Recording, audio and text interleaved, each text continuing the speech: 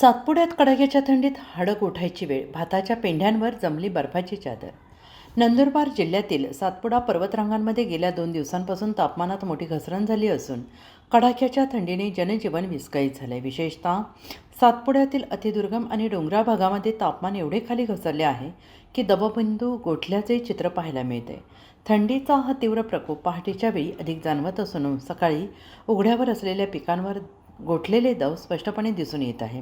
मोलगी परिसरातील डाब आणि वालंबा या भागांमध्ये गेल्या 2 दिवसांपासून कडाक्याची थंडी जाणवते आहे. आज सकाळी भाताच्या पेंढ्यांवर साचलेले दवबिंदू पूर्णपणे गोठल्याचे दिसून आले.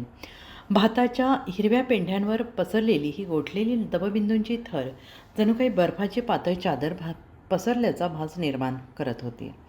सातपुड्यासारख्या भागात सहसा बर्फवृष्टी होत नसली तरी या दृश्याने नागरिकांना सुद्धा आश्चर्याचा धक्का बसला आहे.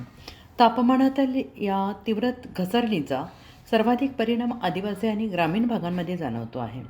पहाटे आणि रात्रीच्या वेळी थंडीचा जोर अधिकच वाढत असल्याने नागरिकांना घराबाहेर पडणं कठीण होत आहे.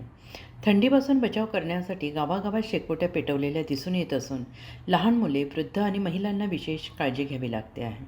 अनेक ठिकाणी शेतकरी सकाळी लवकर शेतात जाणे टाळत असून जनावरे थंडीमुळे कुडकुडताना दिसत आहेत. काही भागात पिकांवर दव गोठल्याने भाजीपाला आणि चाऱ्याच्या पिकांना नुकसान होण्याची शक्यता व्यक्त केली जाते आहे. त्यामुळे शेतकरी वर्गात चिंतेचं वातावरण पसरलेलं आहे. Bureau report, SBN Marathi, Nandurbar.